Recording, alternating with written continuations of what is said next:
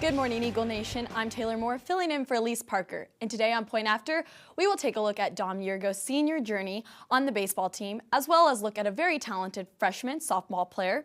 On Instant Replay, we will look at the baseball game from this past Friday night and the district track meet. All of this coming up on today, Monday, April 14th. But first, Kristen Neal has our announcements.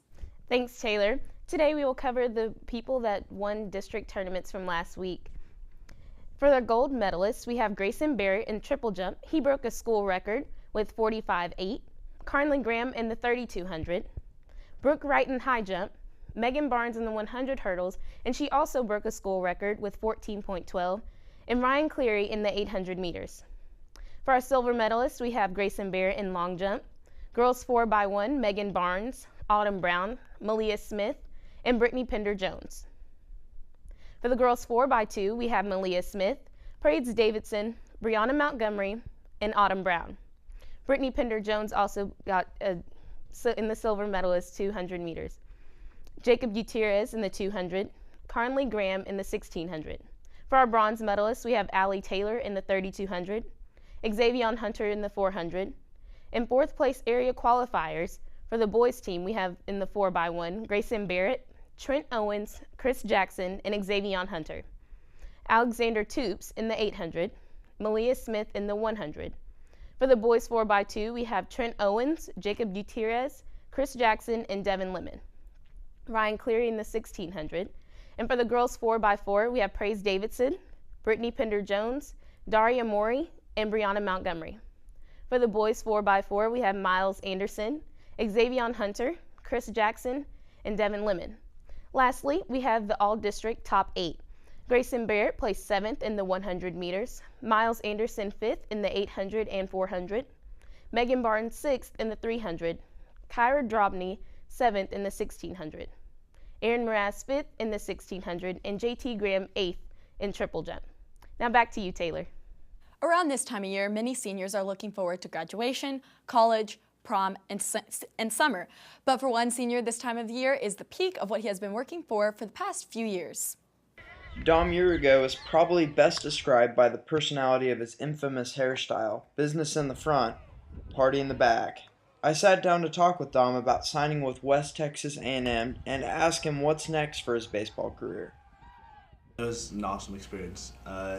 Originally it was for Austin. He got invited down there by the coach and his dad put it together for him.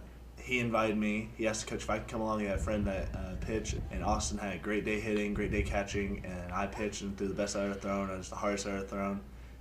They offered us, and I mean, we kind of played a little cool just because you don't want to like jump the gun or anything, but we both knew that's where we wanted to go, and we really had a lot of fun getting to choose it. Being able to go down there and starting to try out for teams and stuff, you kind of like realize that, wow, I have a chance at this. We went to several different schools and we talked to them, and they were going to come out and watch us, but this was the first offer. They play really good baseball, and they're one of the better teams in the nation. So I mean, it's a good situation for us. Well, I mean, I want us to go down as the second state title champions in prosperity for baseball. This is the 30-year anniversary of the '84 championship, so I think it'd be awesome for us to go out and prove everyone wrong. We weren't projected to make playoffs this year. We lost a ton of seniors, so everyone thought we weren't going to be good this year. But we proved a lot of people wrong. We proved ourselves wrong.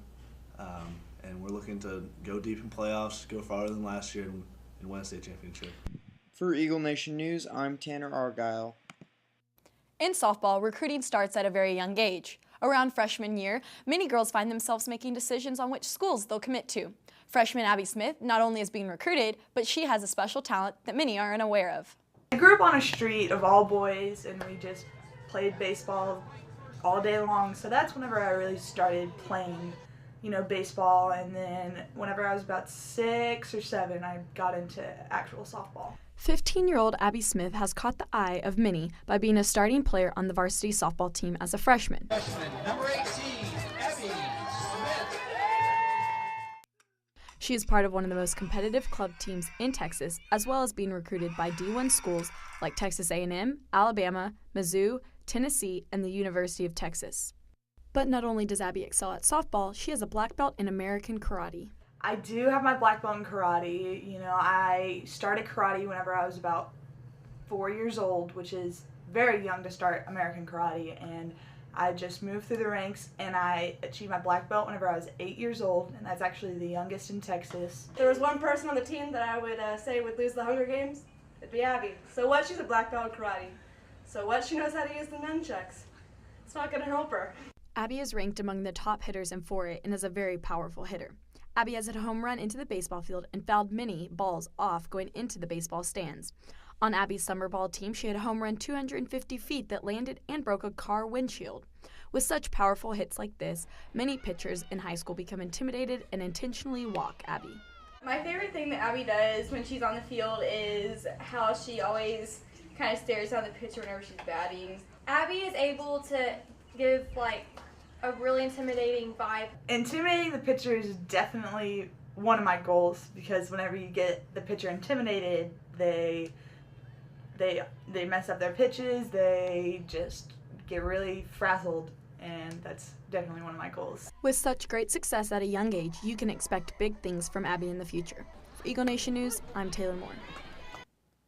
And now it's time for the instant replay. Let's take a look at what went on this past week.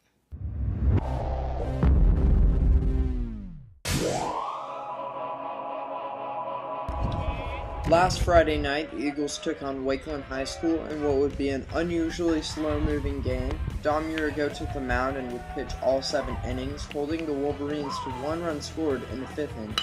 Unfortunately, the Eagles would struggle the entire night to get into scoring position. The Eagles would end the night scoreless, falling to Wakeland 1-0.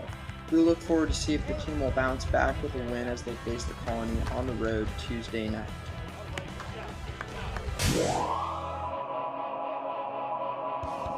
The District 9 4A Track and Field Championships took place last Wednesday and Thursday at Little Elm Lobo Stadium, and the track and field teams put on a performance that they have every right to be proud of.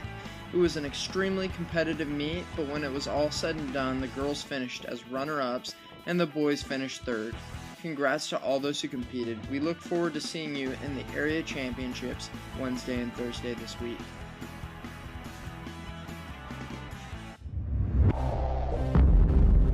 To congratulate the track team on his successful district meet.